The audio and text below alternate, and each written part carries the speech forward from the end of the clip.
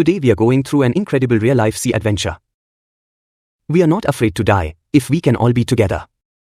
This is the true story of a family that bravely faced a near-death storm in the sea and survived together. Let's get started. The dream voyage begins. In July 1976, the narrator, his wife Mary, son Jonathan, 6, and daughter Suzanne, 7, set sail from Plymouth, England. Their goal: to repeat the round-the-world journey made 200 years ago by Captain James Cook. The narrator and Mary had spent 16 years honing their seafaring skills in British waters before attempting this voyage. Honing our seafaring skills means sharpening and improving sailing abilities. Their boat was named Wavewalker, a 23-meter, 30-ton wooden ship, professionally built and tested in rough weather. The first part of the journey was peaceful. They sailed along Africa's west coast to Cape Town, preparing for the worst. Before entering the dangerous southern Indian Ocean, they added 2 sailors, Larry Vigil, American, and Herb Sagler, Swiss, to help them cross one of the roughest seas in the world. Soon after leaving Cape Town, they were hit by strong gales and waves as high as 15 meters, as tall as their mast.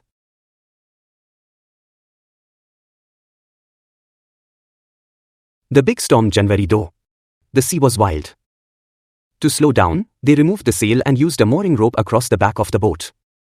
They wore lifelines, oilskins, and life jackets and waited.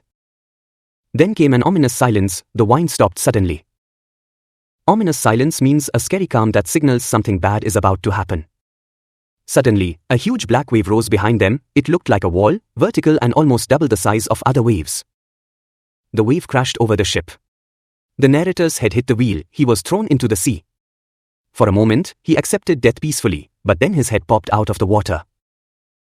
Back on the ship, chaos and courage. Wavewalker was about to capsize. But a wave lifted it upright again, and the narrator was pulled back by his lifeline. He had cracked ribs, bleeding mouth, and broken teeth, but somehow managed to grab the wheel again. Soon, Mary opened the hatch and screamed, "We are sinking! The decks are smashed! We are full of water!"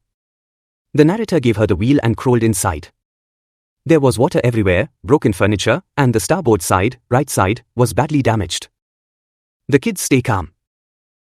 He checked on the kids. "Are you all right?" he asked. "Yes," said Sue, "but my head hurts a bit." She had a big bump above her eyes, but didn't complain.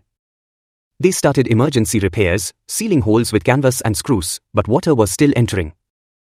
The hand pumps got blocked, the electric pump stopped, and they had no spares. Luckily, there was one extra electric pump under the chartroom floor, and it worked. They sent out mayday calls, but got no reply.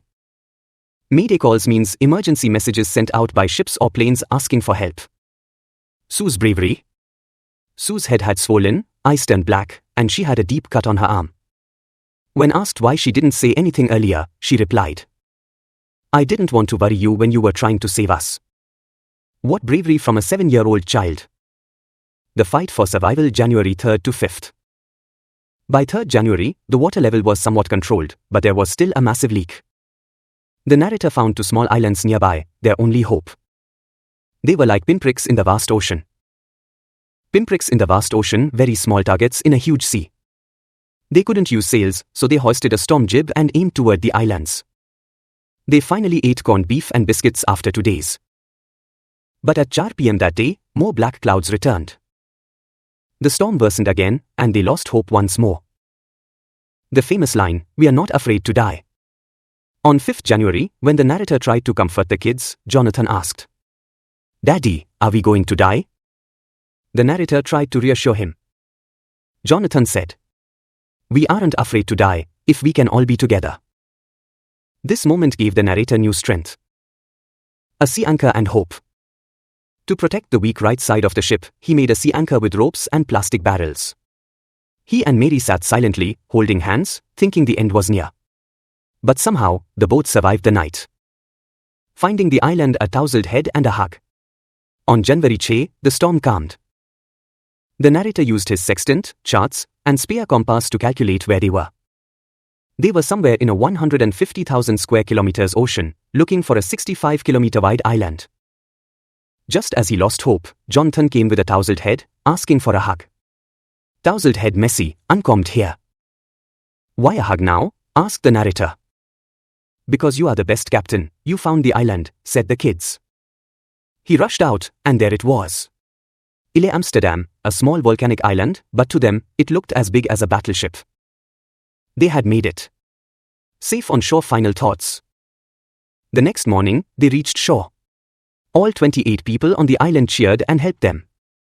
The narrator remembered Larry and Herb, who kept going without complaint. Mary, who took the wheel in the worst storm. Sue, who never complained despite a serious injury. Jonathan, who was ready to die, as long as they were together. Central theme. This real story teaches us. Courage is not the absence of fear, it's staying strong despite it. Teamwork and calmness save lives. Even children can show incredible bravery. Love and unity make us stronger than storms. This was not just a journey on the sea, it was a journey of the spirit. Thanks for watching.